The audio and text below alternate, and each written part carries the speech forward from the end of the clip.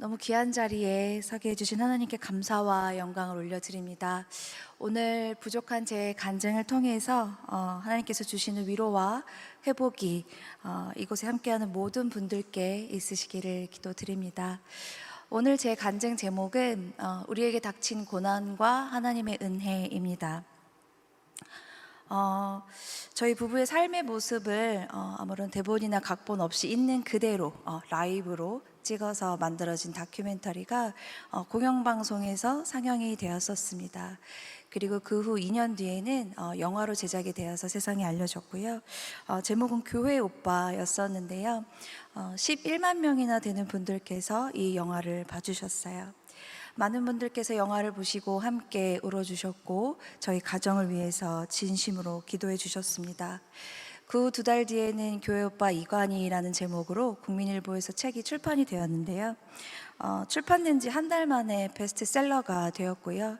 참 믿기지 않는 일들이 저희 가정에서 계속해서 일어났는데요. 보시다시피 제가 재력이나 능력이나 있는 사람도 아니고 믿음이 있는 사람도 아니었는데 참 주변에서 앞장서 주셔서 영화가 만들어지고 또 책이 만들어지는 등 신기한 일들이 계속해서 일어났습니다. 그동안 일어났던 모든 일들이 우연히 겹치고 또 필연적인 만남을 통해서 이루어졌기 때문에 이 모든 일들이 하나님의 은혜와 도우심이 없고서는 불가능한 일이었다고 생각을 합니다. 2019년도에 영화 시사회가 있었는데요. 많은 방송 기자분들과 목사님들께서 영화 시사회에 초청되어 오셨었어요. 그 중에서 전 KBS 여성 아나운서분이신 최윤영 아나운서께서도 이 영화 시사회에 참석을 하셨었는데요.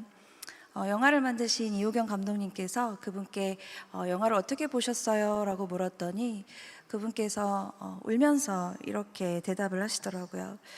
저분은 예수님도 아니고 의인도 아니잖아요. 그냥 평범한 사람인데 어떻게 저렇게 큰 고통을 짊어져야 했나요? 저는 진짜 살아있는 욥을 본 것 같은 기분이에요. 진짜 살아있는 욥, 저도 그 말이 조금은 맞다고 생각을 합니다. 욥기 1장 22절 말씀, 이 모든 일에 욥이 범죄하지 아니하고 하나님을 향하여 원망하지 아니하니라. 욥기 23장 10절 말씀, 그러나 내가 가는 길을 그가 아시나니 그가 나를 단련하신 후에는 내가 순금같이 되어 나오리라. 제 남편이기도 한 고 이관희 집사는 이 말씀을 참 좋아했습니다.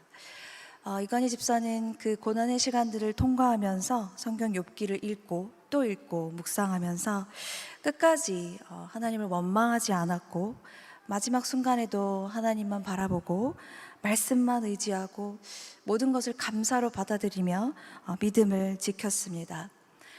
전에 제 남편이 옆에 있었을 때는 그냥 믿음이 좋은, 신앙 좋은 착한 사람이라고 생각을 했었는데 점점 시간이 지나면서 저에게도 그런 생각이 들더라고요. 내 곁에 잠깐 있다가 떠난 이 사람이 욥과 같은 사람, 그 수준까지 못 되더라도 정말 믿음이 깊은 사람이었구나, 하나님의 사람이었구나. 마지막 3년 동안 말기암의 고통과 싸우면서도 정말 큰 대수술을 2번을 받고 셀 수도 없는 항암 치료를 받으면서도 그 믿음이 약해지거나 뒤로 물러서지 않았고요. 오히려 믿음이 부족한 저를 위로하고 말씀을 가르쳐주고 성경 공부를 시켜주고 마지막 천국에 가는 그 순간까지도 온화한 미소로 저뿐만 아니라 옆에 있는 모든 사람을 안심시켜주는 보통 사람은 아니었던 것 같습니다. 생각해보면 하나님께서 이관희 집사를 정말 끝까지 믿음으로 단련시켜 주시고 성화하게 해주셨구나, 하나님의 은혜였구나, 그런 생각이 들면서 시간이 지날수록 참 더 보고 싶고 천국에서 예수님과 그동안 못다한 이야기를 얼마나 즐겁게 나누고 있을까라는 생각이 들 때도 있습니다. 저희 부부는 사실 자랑할 게 아무것도 없고요. 정말 고난밖에는 없습니다. 그런데 그 신앙인에게는 고난이 하나님의 특별한 사랑의 증표잖아요. 그때는 알 수 없었지만 제가 겪었던 고통과 그 고난의 이유가 하나님께서 저희 부부를 정말 사람을 사랑하는 사람으로 만들어 주시기 위함이었다고 믿기 때문에 기뻐하노니 내가 약한 그때 강함이라 말씀하시는 하나님의 약속의 말씀을 붙잡고 저의 삶을 나누겠습니다. 참 많은 고난과 엄청난 일들이 참 폭풍처럼 짧은 시간 내에 몰아닥쳤는데요. 첫 번째 고난은 남편 이간희 집사의 대장암 진단이었습니다. 그때가 2015년 9월이었고 남편은 36살 젊은 사람이었어요. 고려대학교 공대에 재학 중일 때 ROTC로 정식 육군 장교로 복무하고 제대를 했고 사회인으로 건강하게 직장 생활을 잘하고 있는데 갑자기 대장암이라고 하더라고요. 그리고 그 대장암도 초기라고 하면 조금 이해를 했을 텐데 처음부터 복막에 전이된 말기암입니다라고 얘기를 들으니까 참 마른 하늘의 날벼락이었어요. 저는 이제 그 이야기를 의사 선생님한테 듣고 그 자리에서 잠시 기절을 했었고요. 시어머님은 옆에서 같이 절규하면서 쓰러지셨습니다. 그때 제 나이가 신랑이랑 4살 차이가 나니까 이제 32살이었어요. 이제 결혼하고 딱 3년 됐을 때였는데요. 참 지금 생각해보면 너무나 철이 없는 새댁이었는데 그때 제 심정은 이제 남편이 말기암 진단을 받았다고 하니까 세상이 정말 무너지는 것 같은 그런 기분이 들더라고요. 사실 지금도 그때 그 의사 선생님이 대장암 복막전입니다. 복막이 뭔지도 사실 몰랐거든요. 그 말을 들었을 때를 생각하면 사실 지금도 좀 심장이 떨려요. 신랑 이야기를 좀 들려드릴게요. 청년 이간희는 교회 오빠라는 별명이 정말 딱 맞는 사람이었습니다. 집하고 교회밖에 몰라서 그리고 또 이제 회사밖에 모르니까 내비게이션이 필요가 없는 사람이었어요. 항상 가는 곳만 갔었고, 그리고 이제 별명이 하나 또 있었는데 엄친아라고 아세요? 네, 엄마 친구 아들. 네. 실제로 저희 엄마의 친구의 아들이었어요. 친정 어머니의 처녀적 친구의 아들이었고, 그리고 그냥 엄친아가 아니라 그냥 잘난 엄친아 있잖아요. 옆에 있는 친구들을 좀 주눅들게 하는, 공부도 잘하고 착하고 부모님께 효도하고 그런 엄친아였었습니다. 근데 그런 엄친아를 저희 어머니께서 저희 오빠의 수학 과외 선생님으로 집으로 부르셨어요. 그때부터 이제 저하고 이제 인연이 시작이 됐는데요. 저는 그때 이제 여고생 1학년이었고 이제 이간희 집사는 이제 대학생 명문대학교를 다니고 있는 그 대학생 오빠가 머리를 노랗게 염색하고 저희 오빠를 이제 수학을 가르쳐주러 이제 집에 오니까 너무 멋있어 보이는 거예요. 그래서 저 혼자 짝사랑을 했었고 그리고 이제 말 붙여보고 싶어서 제가 수학을 제일 못하는데 제일 어려운 수학 문제를 일부러 가져가서 이것 좀 알려주세요라고 말도 걸고 그리고 이제 호빵도 쪄서 이것 좀 먹어보세요 이러면서 나름 이제 호감을 표현하려고 굉장히 애를 썼었어요. 근데 이제 이제 이간희 집사가 이제 철벽을 치면서 이렇게 답만 딱 가르쳐주고 이제 문을 쳐다봐요. 빨리 나가라는 뜻이죠. 저한테 아무 관심도 없었는데 제가 이제 대학교에 입학하고 나서는 조금 입장이 바뀌었습니다. 그때 당시만 해도 제가 이제 여대를 나왔는데 미팅을 되게 많이 했었거든요. 근데 저희 어머니께서 제가 이제 공부도 안 하고 막 그러고 다니니까 엄마가 소개시켜주는 사람을 한번 만나봐라라고 하시더라고요. 그래서 그 미팅 자리에 나갔는데 그 오빠가 나와 있었어요. 저희 이제 친정어머니는 진작부터 이제 이간희 집사를 너무 사위로 삼고 싶어 하셨던 것 같아요. 그리고 이제 중간에 복잡한 일들이 좀 있었는데 제가 이제 대학교에 입학을 하고 이간희 집사와 이제 교제를 하게 되었습니다. 그랬는데 몇 개월 있다가 군대를 가더라고요. 그래서 그냥 헤어지게 됐어요. 근데 나중에는 이제 이간희 집사가 저한테 그때 진짜 진심으로 좋아했고 결혼을 생각했었다. 이제 믿거나 말거나 이제 그런 얘기를 했었는데 그때 이제 나이도 어리고 대학교 초년생이고 누군가를 이렇게 깊게 교제하는 게 되게 부담스러웠던 것 같아요. 그래서 이제 아주 일찍 헤어지게 되었는데요. 그리고 세월이 흘러서 이제 강산이 한번 변한다는 10년이 흐르게 됐고 제가 딱 이제 30살에 결혼을 했는데요. 그 세상적인 말로 운명의 장난이 그때부터 시작이 됐습니다. 지금 생각해 보면은 참 신앙도 좋고 착하고 좋은 직장에 다니는 괜찮은 사람인데 이상하게 주위에서 자꾸 잘해보라고 권면을 하는데도 제가 만나기가 싫더라고요. 그 여자들 직감이 되게 무섭잖아요. 왠지 이 사람을 만나면은 고난의 운명을 예감해서 그랬던 게 아닐까.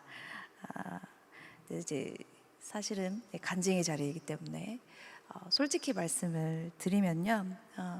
저는 이제 그때 당시 돈 많은 남자랑 결혼하는 게 인생의 목표였습니다.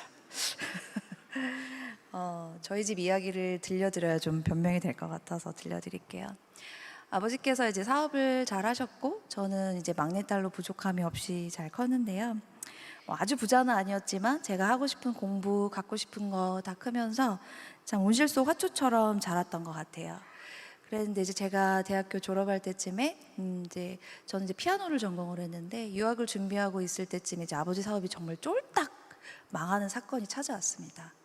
그래서 빚쟁이들이 이제 집 앞으로 찾아오기도 하고 제가 연주하던 피아노에 이제 빨간 딱지도 붙고 그래서 이제 태어나서 처음으로 이제 돈을 벌기 위해서 이제 아르바이트를 하게 된 거예요. 그래서 그때 이제 그런 경제적인 고난을 겪으면서 돈이 많은 남자랑 결혼을 해야 인생이 행복하겠다라는 생각을 했던 것 같아요.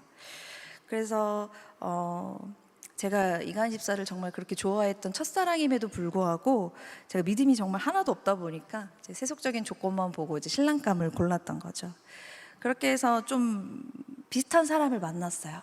그래서 결혼을 하려고 노력을 했는데 그 고난의 시간들을 통과하면서 저희 어머니께서 불신 결혼은 목에 칼이 들어와도 안 된다라고 하시면서 결사반대를 하시는 거예요. 그래서 이제 그분하고 결혼을 못했고요.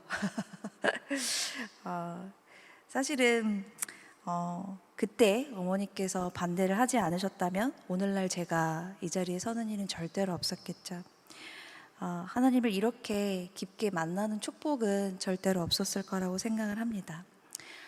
저희 친정 어머니는 정말 진작부터 이간희 집사를 너무나 사위로 삼고 싶어 하셨어요. 그 힘든 시간들을 보내면서 나중에 알게 됐는데 이간희 집사가 저희 어머니 그리고 아버지를 만나면서 함께 기도도 해주고 신앙적으로 이미 청년의 때에 너무 성숙해 있었던 사람이더라고요. 그리고 헤어져 있는 시간 동안 계속해서 이제 연락이 왔고 이제 들렸는데요.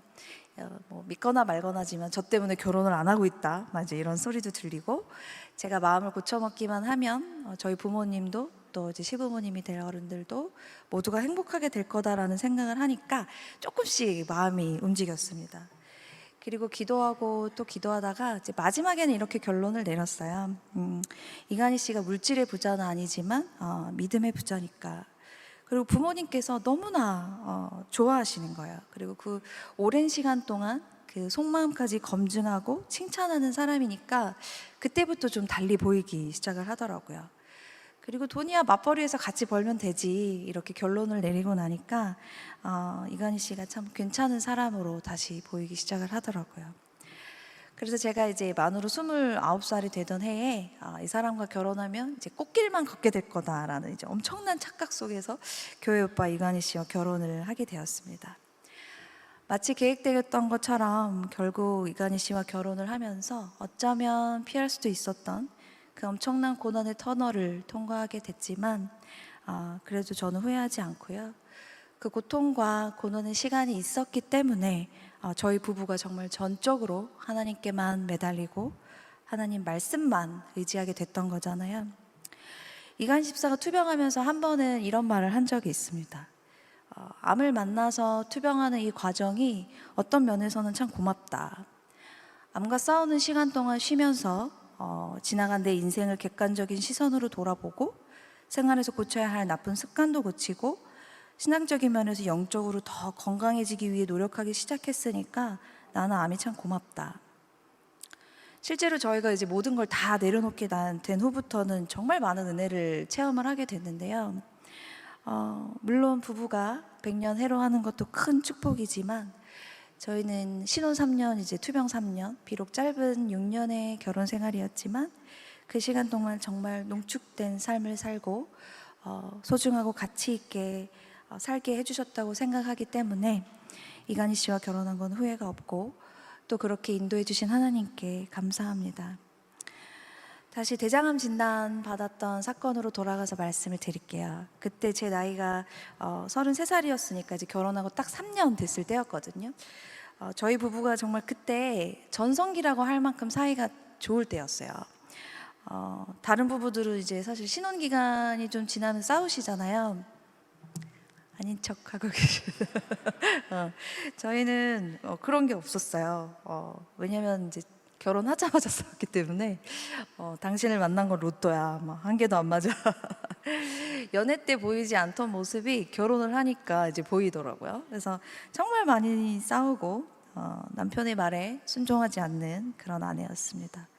그런 전쟁 같은 신혼 3년을 보내고 또 그럼에도 불구하고 하나님께서 축복해 주셔서 이제 딸 아이를 이제 임신하게 되고 아이를 출산을 하게 되고 그러면서 인생에서 아마 여자의 인생에서 가장 행복한 순간이 아닐까 싶어요. 첫 아이를 낳고 뭔가 나도 내가 좀 어른이 된 것 같다, 큰 일을 한 것 같다라는 그 뿌듯함도 있었고 마음도 너무 평안하고 어른들도 너무 좋아하셨어요. 그렇게 인생에서 가장 최고로 행복한 시기에 산후조리원에서 2주 동안 이제 몸조리를 하고 퇴소하는 날, 그날 남편의 대장암 진단 사건이 찾아왔습니다. 사실 인생에서 가장 행복한 순간에 대장암 진단이라는 말 한마디로 모든 것이 다 깨져버린 것 같았어요. 한치 앞을 알 수 없는 게 우리의 인생이라는 말이 있는데 그게 바로 딱 저희 부부에게 해당이 되는 말이더라고요.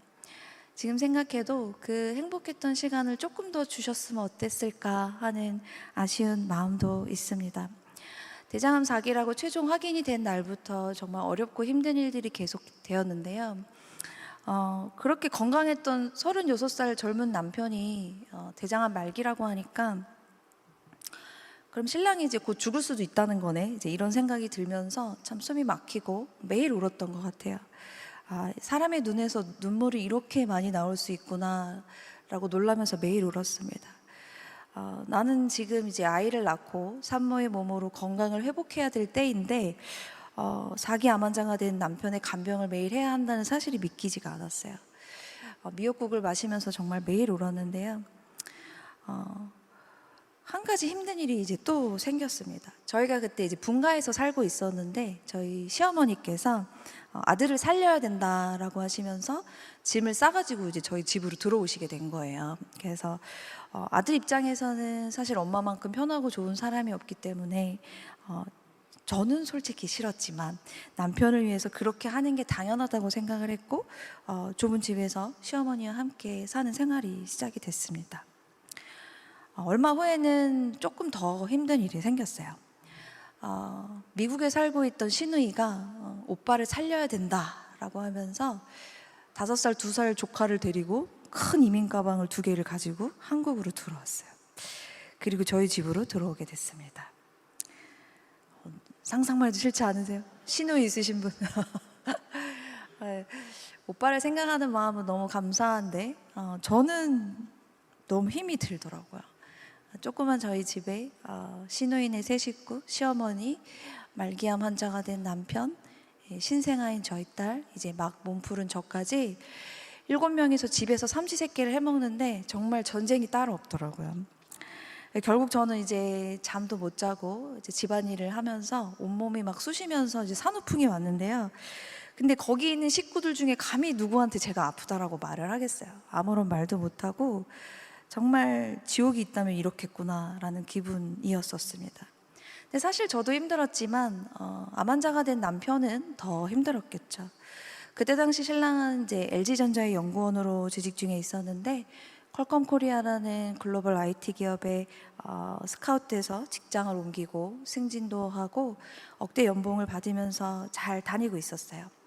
그리고 회사에서 이제 능력을 인정받아서 이제 독일에 주재원으로 나가게 되었으니 같이 이제 유럽에 가서 아이도 우수한 교육도 시키고 저는 그때 당시 이제 중학교 음악교사로 있었는데 학교도 휴직을 하고 재미있게 살자라고 하면서 한참 무지갯빛 청사진을 그리고 있을 때였습니다. 그러니까 신랑도 한참 잘 나갈 때 승승장구할 때 갑자기 낭떠러지로 떨어져 버린 거죠. 제 마음도 많이 무너져 내렸지만 암 진단을 받은 신랑인들 마음이 어땠을까요? 철없는 아내와 또 이제 막 태어난 딸을 두고 죽을지도 모른다는 두려움과 절망감이 몰려왔을 겁니다. 자기 몸은 대수술을 받고 연약해진 상태에서 끝이 보이지 않는 항암 치료를 계속해야 하고 어린 신부는 고생하는 게 보이고 또 어머니와 동생과 참 마음이 무너져 내렸을 겁니다. 근데 그 상황에서 저는 정말 입술로 하나님께 원망을 많이 했던 것 같아요. 근데 이간희 집사는 저하고는 많이 다른 사람이었습니다. 대장암 사기면 사실 살 확률보다 죽을 확률이 훨씬 높잖아요. 네, 그럼에도 불구하고 항암 치료를 정말 열심히 받았고 투병 생활조차도 모범적으로 잘 하면서 간절히 기도하면 하나님께서 고쳐주실 거다라고 굳게 믿었어요. 그리고 정말 열심히 암과 싸웠고 암 앞에서 두려워하지 않았습니다. 다른 사람들이 어떻게 말기암 환자가 저렇게 밝은 표정일 수가 있냐라고 얘기할 정도로요. 하지만 시간이 흘러서 그 소원과 기대가 점점 무너져 내릴 때도 마음에 요동함이 전혀 없었어요. 그게 저하고 다른 점이었습니다. 주님이 고쳐주지 않아도 그리 아니하실지라도 나는 여전히 하나님을 사랑합니다. 욥과 같은 믿음의 사람 이간희 집사는 오직 예수, 오직 믿음밖에 없었어요. 근데 저는 너무 힘들더라고요. 시댁 식구들의 이해할 수 없는 원망 섞인 말들, 또 사람들의 조롱과 불편한 시선들, 교회 식구들도 무슨 죄가 그렇게 많아서 그런 벌을 받았냐, 하나님 앞에 빨리 회개해라. 며느리가 잘 들어가야 되는데 그 집은 결혼을 잘못했네. 새댁이 힘내서 남편을 더 잘 보살펴야지. 근데 뭘 해먹였길래 젊은 남편이 대장암이냐, 좀 잘해먹이지 그랬냐.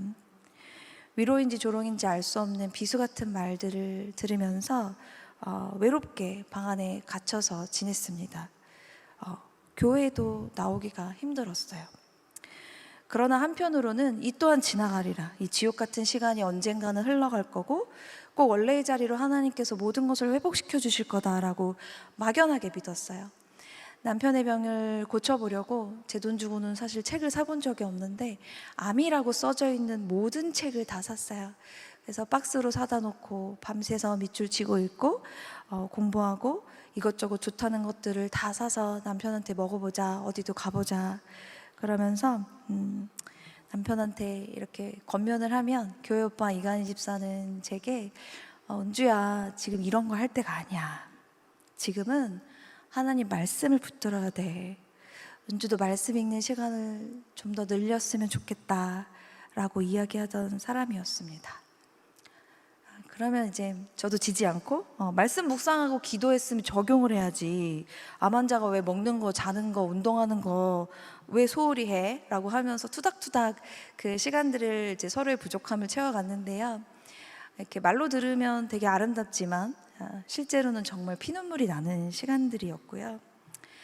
그리고 함께 살게 된 시댁 식구들도 정말 죽을 힘을 다해서 도와주고 계시는데 이상하게 고마운 건 다 가려주고 밉고 서운한 것만 자꾸 눈에 보이는 거예요. 남편만 맛있는 거 주고 저는 안 주고 이렇게 유치한 믿음이 없는 자가 바로 저입니다. 그 당시 저는 하나님께 하나님 왜요? 저한테 왜 이런 시련을 주셨나요? 그러면서 계속 입술로 원망을 수없이 쏟아냈어요. 그리고 이제 집을 나가려고 짐을 몇 번을 쌌어요. 짐을 싸서 이제 집을 나가야겠다라고 문 앞에 딱 서면 소연이가 빽 하고 울어요. 이제 나갈 수가 없고. 참 지금 돌이켜봐도 그 상황과 모든 환경들을 하나님께서 저를 붙드시기 위해서 만들어 놓으신 환경이 아닐까라는 생각이 듭니다. 그런 시간들이 이제 지나면서 이제 저한테도 한계 상황이 찾아왔는데요. 그때 이제 남편이 저에게 말씀 묵상을 같이 하자고 하더라고요. 이제 서로 말씀을 듣고 있었는데 같이 말씀을 묵상하면서 조금씩 정말 조금씩 제게도 말씀이 스며들면서 그 누구에게도 털어놓을 수 없었고 참 받지 못했던 위로를 말씀을 통해 받게 하셨어요. 그 어려운 시간을 이겨낼 수 있을 만큼 말씀의 은혜를 부어주셨습니다. 그러던 사이에 곧이어서 있을 수 없는 두 번째 고난이 찾아왔습니다. 저도 말씀으로 이제 조금씩 마음의 안정을 찾고 남편도 투병 생활이 적응되어 갈 쯤에 이제 각자의 자리로 가서 좀 잘 살아내자라고 해서 시누이도 이제 미국으로 돌아가고 어머님도 이제 집으로 가시게 됐어요. 그리고 나서 그날이 12월 31일 송구영신 예배를 드리려고 준비를 하고 있었는데요. 남편한테 전화가 왔어요. 은주야, 엄마가 전화가 안 되는데 엄마 집에 좀 빨리 가봤으면 좋겠다. 그래서 이제 4개월 된 이제 저희 딸을 친정 어머니 댁에 부랴부랴 맡기고 이제 시어머니 집으로 갔습니다. 그런데 거기서 참 제 평생에 잊을 수 없고 참담한 모습을 직접 보게 되었는데요. 어머니께서 스스로 생을 마감하신 모습을 직접 보게 되었습니다. 사실 너무 무서우니까 도망가야겠다라는 생각밖에 안 들더라고요. 비명을 지르면서 1층까지 이제 맨발로 뛰쳐내려갔어요. 그리고 도와달라고 주위 사람들에게 지나가는 사람에게 붙잡고 소리를 치고 남편과 112, 119 막 전화를 하고 거의 반쯤 정신이 나간 상태에서 하나님께 원망을 쏟아냈어요. 어떻게 이러실 수가 있냐? 당신의 사랑하는 아들한테 이게 무슨 짓이냐? 어머님 어떻게 이렇게 무책임하게 이런 짓을 저질렀냐? 하나님이 살아계신 게 맞습니까? 살아계시다면 어떻게 이런 일을 허락하셨습니까? 제가 이성을 잃고 막 소리를 지르고 있는데 이제 남편이 도착을 했어요. 근데 제 남편은 제가 걱정했던 것과 다르게 그 자리에서 너무나 침착하고 우연하게 은주야, 내가 왔어야 했는데 네가 오게 해서 미안하다 라고 하면서 저를 달래주고 방 안에 들어가서 어머니 눈을 감겨드리고 어머님 손을 잡고 이렇게 기도를 하기 시작했습니다. 주님께서 허락하신 암이라는 병도 저는 축복으로 여기고 있습니다. 제 육과 영을 깨끗이 고치기 위함이라는 것도 알고 있습니다. 항암 치료로 온몸에 두드러기가 나고 머리카락이 다 빠지고 땅에서 머리를 들 수 없어도 제가 욥보다 더 강한 믿음으로 주님을 사랑하는 제 마음은 절대 변하지 않을 겁니다. 그런데 주님, 제 첫 번째 기도 제목은 제 병 고침이 아니라 우리 엄마에게 마음의 평안을 허락해 달라는 것이었는데 제 기도를 어찌 이렇게 응답하십니까? 주님, 제 믿음을 시험하지 마세요.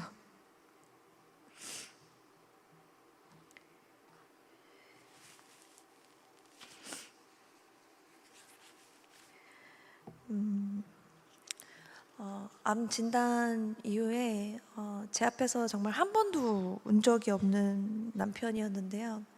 그런 사람이었는데 완전히 무너지면서 기도하면서 울더라고요. 그리고 마지막에는 이렇게 기도를 했습니다. 어떤 환난이 닥쳐와도 제가 주님을 변함없이 사랑하겠습니다. 절대 주님을 배신하지 않겠습니다. 주님 사랑합니다. 주님 감사합니다. 엄마 사랑해. 미안해.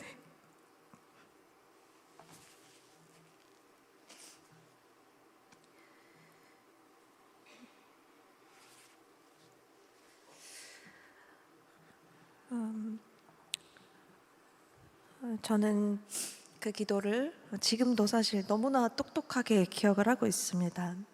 어머님의 자살이라는 믿을 수 없고 믿고 싶지 않았던 그 충격적인 현실 앞에서 무너지는 마음을 부여잡고 하나님께 올려드렸던 이관희 집사의 그 기도를 지금도 잊지 못합니다. 아마 제가 평생 잊지 못할 건데요.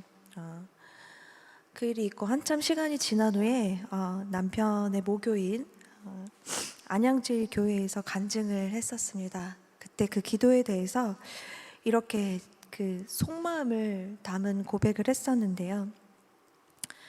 많은 분들이 제게 당신이 믿는 하나님, 그 하나님을 향한 당신의 믿음이 무엇이기에 사랑하는 어머니의 비극적인 죽음 앞에서 하나님을 사랑하고 하나님을 찬양한다고 어떻게 그렇게 고백할 수 있냐고 저에게 물었습니다. 사실 저는 분명히 하나님을 원망하는 마음으로 제 입을 열어 기도를 시작했습니다. 그런데 그때 제 마음 가운데서 성령님께서 일하기 시작하심을 느꼈습니다. 제가 자식으로서 사랑하는 어머니의 죽음 앞에 절망하는 것과 가슴 아파하는 것과 비교할 수 없는 깊이로 함께 애통해 하시며 가슴 찢고 계시며 울고 계시는 주님의 마음이 제 마음에 전해졌습니다. 그리고 저희 어머니를 품에 안고 눈물 짓고 계시는 주님의 모습이 제 마음속에 그려지니까 이때부터 제가 감히 하나님을 원망할 수 없었습니다. 성령님께서 제 입을 통해 남은 기도를 이어가게 하시는 것을 느낄 수 있었습니다. 오직 주님만이 우리의 구원자이시고 지금 내가 느끼는 이 슬픔과 절망을 그 누구보다도 정확히 아시고 내 슬픔보다 더 아파하시고 참된 위로를 해주시는 분은 우리 주님밖에 없음을 고백하니까 그 후에 제가 쏟아낸 기도는 하나님을 위한 감사와 찬양이었습니다.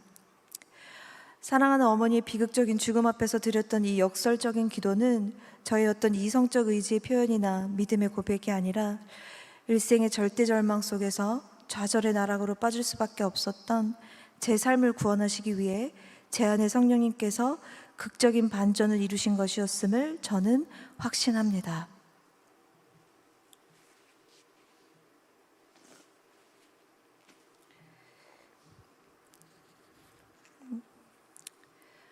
남편은 참 믿음이 좋아서 어머님의 죽음도 이해하고 이겨냈지만 저는 사실 그 당시에는 도무지 이해할 수가 없고 인정하고 싶지가 않았어요. 그래서 어머님이 돌아가신 이유는 모든 사람들에게 비밀로 하고 그 비밀을 무덤까지 안고 가야 한다고 생각을 했습니다. 어머님이 그런 무서운 선택은 분명히 잘못되었지만 사랑하는 아들이 말기암을 투병하면서 앞으로 겪어야 할 그 고통스러운 과정들과 두려움 앞에서 나약해질 수밖에 없었던 그 인간적인 연약함 또한 지금은 이해하게 되었습니다. 그리고 그렇게 힘들었던 어머님을 위해서 애통하는 마음으로 기도하지 못했고 도리어 원망만 하고 내 자신의 처지만 생각했던 저 역시 이기적인 죄인이었음을 이 시간 회개합니다. 두 가지 큰 고난이 참 쉴 새 없이 몰아닥쳤기 때문에 저희 부부가 감당하기에는 너무나 힘이 들더라고요. 그런데 그게 끝이 아니었습니다. 세 번째 고난이 닥쳐왔습니다. 이제 어머니 장례식을 치르고 처음에는 그 빈자리가 너무 크더라고요. 그래서 시간이 흘러 상처가 조금씩 아물어가고 있을 때쯤, 사실 긴 시간도 아니에요. 이제 3개월 지났을 때 제 몸에서 이상한 변화가 생기기 시작했습니다. 산후풍 통증이 너무 심하니까 이제 진통제를 하루에 10알을 먹는데도 통증이 가라앉지를 않는 거예요. 그래서 이제 신랑이 암 환자만 아니었으면 이제 진작에 병원에 가서 검사를 받았을 텐데 아이도 어리고 해서 이제 그 통증을 참다 보니까 이제 병이 좀 더 깊어졌던 거죠. 그때 이제 남편이 12차 항암 치료를 하고 있을 때였는데요.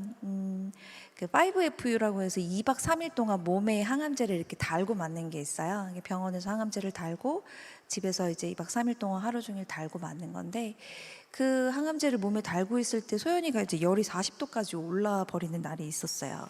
그래서 아이를 데리고 남편이 항암제를 달고 이제 응급실에 가고 있었고, 저도 이제 통증이 너무 심해져서 저 혼자 병원에 가게 됐습니다. 근데 그런 사면초가인 상황에서 의사 선생님께서 이제 보호자가 어디 있냐라고 저에게 물으시더라고요. 그래서 보호자가 지금 올 수가 없어서 저 혼자 있습니다라고 했더니 선생님께서 여기저기 검사를 다 마치고 나서 저에게 직접 얘기를 하시더라고요. 온몸에 암이 너무 많이 퍼져 있고 덩어리도 크고 골수에 전이가 있으니 당장 항암 치료를 시작해야 합니다 라고 하면서 병명이 혈액암 4기라고 하는 거예요. 그래서 내가 이렇게 아팠구나, 암 때문이었구나, 일찍 병원에 왔어야 되는데 내가 바보네, 근데 어떻게 나까지 암일 수가 있지? 이제 이런 생각이 들면서, 여러분들 혹시 웃으면서 울어본 적 있으세요? 이제 머리에 꽃만 딱 꽂으면 이제 정신이 반쯤 나간, 헛웃음과 동시에 눈물이 나오더라고요. 그리고 순간적으로 이런 생각이 들었어요. 내가 지금 악몽을 길게 꾸고 있구나. 아니면 하나님께서 나를 저주하시는구나. 하나님은 나를 사랑하지 않으시네. 하나님 우리 소연이는 어떻게 하실 건가요? 고아로 만드실 건가요? 저 어린 딸 생각을 하니까 가슴이 무너지고 우리 부부는 어떻게 해야 하지? 참 그러면서 앞이 보이지가 않더라고요. 그때 하나님께서 제게 이런 질문을 하시는 것 같았어요. 저는 부끄럽지만 3대 모태 신앙인데요. 은주야, 너 나를 믿는 거 맞니? 진짜 믿니? 나를 신뢰하니? 네가 나를 사랑하느냐? 저는 아무런 대답을 할 수가 없었어요. 하나님께서 제 입을 정말 꾹 다물어지게 하신 것 같았고, 말기암 선고를 받은 그날 밤 저의 지나간 죄들이 보이기 시작했습니다. 그때부터 입원실에서 3일을 정말 밤낮 없이 통곡을 하면서 울었는데요. 같이 병실에 입원해 있는 환자들이 이제 쌍시옷 욕을 하면서 그만 좀 울라고, 시끄러워서 잠을 잘 수가 없다고 욕을 하는데도 울음을, 통곡을 멈출 수가 없었어요. 하나님께서는 저에게 그동안 알고 지은 죄, 모르고 지은 죄, 내가 얼마나 뼛속까지 죄인인지를 신랄하게 보여주셨습니다. 그동안 남편을 마음속으로 사랑하지 않았던 것, 시댁 식구들에게 또 어머니에게 마음속으로 미워했던 것들이 생각이 나고, 그동안 내가 얼마나 위선을 떨면서 착한 척하면서 살아왔는지, 내 안에 선한 것이 없고 얼마나 사랑이 없는지, 내가 하나님보다 돈을 더 사랑하고 나는 그래도 저 사람들보단 좀 낫지 않아? 라고 생각하는 교만함과 내 기준으로 사람을 정죄하고 판단했던 것까지 다 생각나게 하셨습니다. 그럼에도 불구하고 이런 나를 여전히 사랑한다라고 말씀해 주시는 주님의 은혜에 감격해서 나에게 일어난 이 모든 심판의 사건들이 억울할 게 하나도 없고 마땅한 것입니다 라고 인정하게 되었어요. 그리고 제 짧은 인생에서 하나님께 그때 가장 정말 순결한 진심 어린 고백을 하게 되었는데요. 주님, 저는 이제 아무것도 할 수 있는 게 없습니다. 이제부터 주님만 의지하겠습니다. 7개월 사이에 이 3가지 고난을 한꺼번에 겪은 후에 앞으로 어떻게 살아가야 할지 정말 앞길이 하나도 보이지가 않았어요. 그때 저희 부부는 정말 이제 우리가 해야 할 것은 하나님을 믿는 것 말고는 없다. 그리고 암을 고쳐주시든지 고쳐주지 아니하시든지 그게 중요하지가 않더라고요. 모든 결과를 하나님께 맡기고 오직 말씀 묵상과 기도에 올인했습니다. 그런데 놀라운 반전이 일어났어요. 제가 이제 혈액암 4기를 선고받고 난 후에는 모든 게 다 끝났다 이렇게 생각을 했었는데 전혀 예상치 못한 좋은 일이 일어났어요. 두 사람 다 너무 똑같이 그것도 4기가 돼버리니까 그냥 이제 서로를 바라보기만 해도 너무 불쌍한 거예요. 이게 웃는 타이밍인데 안 웃으시네. 너무 심각하시네. 하나님께서 이제 고쳐주실 거다 라고 믿으면서도 이상하게 너무 서로가 불쌍하고 언제 죽어도 이상할 게 없잖아요. 누가 먼저 죽을지 이제 모르는 상황인 거예요. 그래서 상대방이 이제 좀 억지를 부리고 싸울 일이 있었는데도 그냥 서로 불쌍하니까 용서하게 되고, 그리고 싸울 일이 그냥 아예 없어져 버렸어요. 그래서 아마 그 순간이 하나님 보시기에 가장 저희 부부가 서로를 사랑했던 시간이 아니었을까. 함께 말씀을 묵상하고 큐티하고 이런저런 얘기를 나누다 보니까 그동안 부부 사이에 있었던 오해도 풀어지고 또 똑같이 한 곳을 바라보기 시작하니까 너무나 서로가 서로에게 소중한 존재가 되어버리더라고요. 또 두 사람 다 이제 삶이 얼마가 남았는지 알 수가 없으니까 그때부터는 받고 싶은 것보다 해주고 싶은 게 더 많아지더라고요. 그래서 예전에는 참 무늬만 거룩한 척하는 썬데이 크리스찬이었어요. 그래서 싸워도 교회 갈 때는 손잡고 가고 속으로는 막 계속 미워하는데 그런 쇼윈도 부부였었는데, 저희 부부가 동시에 이제 4기 암 환자가 되니까 그때는 정말 서로를 진심으로 아끼고 사랑하는 부부가 되었습니다. 두 사람 다 4기 암 환자가 되고 나서야 얻게 된 신기한 체험이고 또 하나님의 크신 은혜라고 생각을 합니다.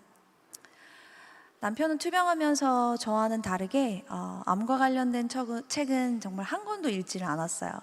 그리고 항상 성경책을 이렇게 옆에 끼고 다니면서 보물처럼 항상 들고 다녔는데요. 매일 말씀을 묵상하면서 저에게 이것저것 가르쳐주고 또 귀하신 목사님들의 설교를 들려주면서 저에게 중요한 것들을 가르쳐 주었는데요. 남편과 함께 욥기서를 함께 큐티하고 있을 때 제가 남편한테 그랬어요. 하나님께서 우리 부부에게 욥과 같은 고난을 허락하셨으니 이 시험이 끝나고 나면 우리에게 욥처럼 갑절의 축복을 주실 거다. 다 회복시켜 주실 거다. 막 이렇게 확신에 차서 이야기를 했는데 남편이 제게 은주야, 욥기의 진수는 결과가 아니라 과정에 있어 라고 이야기해 주곤 했습니다. 결과는 온전히 하나님의 것이고 우리가 할 수 있는 것은 하나님 앞에서, 이 고난 앞에서 우리가 어떻게 단련되어지고 변화하여지는지 하나님은 그걸 보실 거야 라고 말을 했었어요. 물론 결과도 중요하다고 하면서요. 그때 제 믿음으로는 전혀 이해가 되지 않는 말이었습니다. 남편은 항상 진지하게 말씀을 묵상하고 성경 공부를 했고요. 이 암은 통증이 밤이 되면 더 심해져요. 그래서 밤이 되면 항상 이게 더 아픈데요. 그래서 이제 잠을 잘 수가 없을 때는 밤이 새도록 찬송가를 부르고 틀어놓고 기도하고 또 기도하고 옆에서 지켜보는 제 눈에도 정말 고통 속에서 처절하게 영적인 전투를 하는 것 같았습니다. 남편이 암투병을 하면서 참 중요한 말들을 많이 했는데요. 남편 자랑을 하는 건 아니고요. 사실 저도 항암 치료를 해서 남편이 그때 무슨 말을 했었는지 기억을 못해요. 근데 하나님께서 정말 너무 신기한 인연을 보내주셔서 이 모든 말과 또 영상들을 다 기록으로 남겨주셨는데요. 이 책과 또 영화를 만드는데 도움을 주신 이호경 KBS PD님께서 책에서 명언이라고 기록해 놓은 게 있습니다. 14개월 만에 이제 암이 재발을 해서 이제 두 번째로 수술을 하게 됐는데요. 그 하이팩 수술이라고 이제 개복을 해서 몸에 있는 장기를 이제 거의 다 꺼내고 항암제를 끓여서 몸에 있는 남아 있는 장기를 데쳐내는 목숨을 건 수술을 두 번째 받았었습니다. 그 수술을 이제 15시간을 받고 이제 거의 죽어가는 몰골로 수술실에서 나왔을 때 인터뷰를 했었는데요. 하나님께서 하나님을 원망하거나 불평하는 게 아니라 어떤 상황 가운데서도 감사할 거리를 찾아야 한다. 암이라는 고난 때문에 하나님에게서 멀어지는 자가 아니라 이 고난을 통해 더 하나님께 나아가는 자의 삶을 산다면 그런 삶도 충분히 의미가 있고 행복한 삶이다. 저도 암 환자가 된 후부터 남편과 함께 말씀 묵상을 하고 조금씩 신앙이 이제 성장을 했는데요. 조금씩 정말 신앙이 성장을 하면서 저에게는 그 암 환우들에 대한 이제 애통한 마음이 올라오게 되더라고요. 저희 부부가 이제 같이 큰 병을 겪게 되면서 투병을 하니까 주위 분들께서 어떻게 그 생활비와 그 이제 치료비를 감당을 하느냐라면서 이제 걱정도 해주시고 그러셨어요. 근데 참 감사하게도 둘 다 보험을 들어놓은 게 있어서 이제 병원비를 걱정하지 않고 치료를 받게 해주셨는데요. 주위에 돌아보니까 참 암 환자분들께서 돈이 없어서 그냥 치료를 못 받으시는 분들도 너무나 많고, 그리고 가족들에게 버림받으시는 분들도 있고, 너무 이제 통증이 심해서 아프니까 매일 죽고 싶다라고 얘기하는 환우들, 그리고 혼자서 죽음을 맞이하시는 분들, 그런 분들을 보게 하시더라고요. 그 중에서도 하나님을 알지 못하고 고통스럽게 죽어가는 영혼들을 보게 하셨습니다. 그래서 저는 지금 이제 병원에서 암 환우들을 만나서 그분들을 상담해드리고 전도하는 미약하지만 하나님을 모르는 그 환우분들께 하나님을 전하는 일을 하고 있고요. 시간이 갈수록 참 남편은 보석처럼 반짝반짝 빛나게 믿음이 더하여지고 또 더 깊게 하나님과 교제를 누리며 성화되어 갔지만 모두의 바램과 기도와는 다르게 병이 점점 더 악화되어졌고 두 번의 재발 끝에 2018년 9월 16일이었는데요. 남편의 39번째 생일날이었어요. 자기 생일날 그토록 사랑하던 주님을 만나러 갔습니다. 이 땅에 태어나게 하신 날 천국 입성의 첫 날이 되게 해주셨어요. 이간희 집사가 소천하기 이제 열흘 전쯤에 온몸에 이제 구멍을 뚫고 이제 암이 커지니까 모든 혈액들이 이제 정체가 되거든요. 그래서 구멍을 뚫고 관을 주렁주렁 달고 이제 피를 쏟고 있을 때 말기암의 끔찍한 통증과 싸우면서도 끝까지 마약성 진통제인 몰핀을 거부했는데요. 사실 옆에서 바라보는 것도 너무 고통스러우니까 제가 이유를 물었어요. 그러니까 통증을 참지 말고 진통제를 쓰자라고 얘기를 했더니 조금이라도 더 맑은 정신으로 하나님의 말씀을 읽고 싶고 듣고 싶다라고 대답을 했었습니다. 치열하게 마지막까지 영적인 전투를 벌이고 있을 때 또 이런 말을 남겼습니다. 하나님은 눈부신 삶을 사는 사람을 증거로 삼기도 하시지만 고통 속에서 주님을 놓지 않으려는 사람도 증거로 삼으십니다. 중요한 말이라서 한 번 더 말씀드리겠습니다. 하나님은 눈부신 삶을 사는 사람을 증거로 삼기도 하시지만 고통 속에서 주님을 놓지 않으려는 사람도 증거로 삼으십니다. 이 말 때문에 제가 이 자리에 서 있습니다.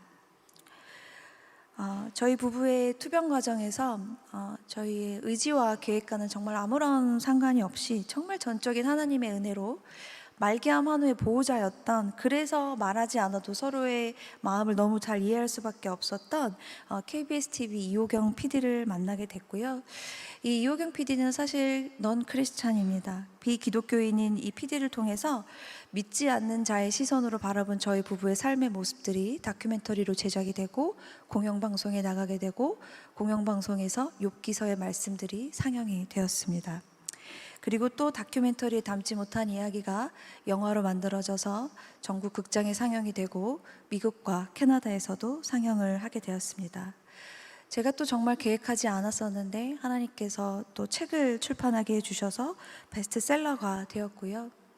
그 이후에도 참 일일이 증거하기도 힘든 너무나 기적 같은 일들이 이 하나님의 영광을 드러내기 위해서 저희 부부의 삶 속에서 일어났습니다. 단 한순간도 저희 부부를 떠나지 않으시고 함께 동행하시며 마지막 죽음의 순간까지도 개입하신 하나님의 한치의 오차도 없는 완벽한 계획하심이었다고 저는 감히 믿고 고백합니다. 남편이 투병 중에 쏟아냈던 많은 믿음의 고백들과 또 저와 함께 나누었던 대화들, 또 한치 앞을 알 수도 없는 목숨을 건 투병 가운데 처연하게 뱉어냈던 그 생명의 언어들을 하나님께서 하나도 놓치지 않으시고 모두 문서와 영상으로 남겨주셨습니다. 그리고 어느 누구도 저희 부부에게 주목하지 않을 때에 하나님께서 필연적인 만남을 통해서 사람들을 붙여주시고 세워주셔서 이렇게 하나님의 영광을 드러내는 일에 쓰임받게 해주셨습니다. 많은 분들께서 저희 부부의 삶을 알게 된 후에 응원의 메시지, 또 감상평, 또 이렇게 편지도 주시고 하는데요. 정말 고맙고 감사한 마음이 들고요. 저는 3년 전에 산정특례 종료라는 암 완치 판정도 받았습니다. 저희 가정을 위한 감사합니다. 할렐루야. 저희 가정을 위한 참 많은 위로와 격려, 또 보이지 않는 수많은 중보기도, 또 무엇보다 합력해서 하나님의 영광이라는 선을 이루었다는 사실에 너무 감사하고 정말 미약하지만 제 남편의 믿음과 헌신이 그 재료로 쓰일 수 있었으니까 얼마나 가치 있고 영광된 일인지 모르겠습니다. 그리고 남편이 아마 하늘나라에서 많이 기뻐할 것 같은데요. 참 부족하고 여전히 연약해서 보시다시피 이렇게 매일 울고 있는 저이지만, 지금은 하늘에 있는 남편의 돕는 배필로서 주님의 신부로서 제게 주어진 이 땅에서의 소명을 잘 감당하고 소연이를 믿음 안에서 잘 키우고, 훗날 천국에서 우리 다 만날 거잖아요. 보고 싶은 남편과 또 주님을 만나면 수고했다 은주야 하는 말을 꼭 듣고 싶습니다.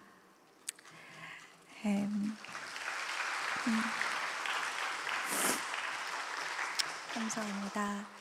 긴 시간 저의 간증을 너무 잘 경청해 주셔서 감사드리고 이 시간 기도로 마무리하겠습니다.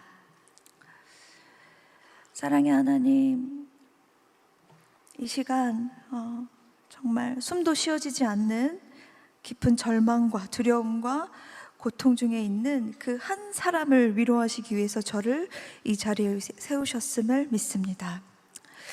정말 끝이 없는 교만과 인정 중독과 자기 연민과 쓴뿌리 때문에 셀 수도 없는 죄악들로 죽을 수밖에 없는 죄인인 우리를 위해서 하나밖에 없는 사랑하는 아들을 십자가에 못 박혀 죽게까지 하시고 우리를 사랑한다고 말씀해 주시는 주님, 여전히 수많은 고난과 환난 가운데서도 기복적인 복을 구하고 진정한 팔복을 깨닫지 못하고 하나님을 의심하고 원망할 때도 가슴 아파하시고 우리를 끝까지 사랑한다고 절대 놓치지 않겠다고 말씀해 주시는 주님, 우리를 불쌍히 여겨 주시옵소서. 이 시간 성령님 저희를 찾아와 위로하여 주시옵소서. 혼과 영과 골수를 찔러 쪼개는 검과 같은 말씀으로 우리를 회복시켜 주시옵소서. 새롭게 하여 주시옵소서. 생각건대 현재의 고난은 잠깐이요 장차올 영광과 좋게 비교할 수 없도다 하신 주님, 우리에게 주어진 남은 십자가 고난을 넉넉히 감당하게 하시고 승리하게 하옵소서. 영원한 것을 사모하게 하시고 구별된 가치관으로 날마다 깨어서 주님께 예배하고 감사하고 말씀 듣고 기도하고 찬양하게 하옵소서. 앞으로 하나님께서 허락하신 날수의 생명을 살아가는 동안에 영원히 주님을 사랑하게 하시고 사명 때문에 왔다가 사명 따라가는 복된 인생 되게 하옵소서. 살아계신 예수 그리스도 이름으로 감사드리며 기도드리옵나이다. 아멘. 감사합니다.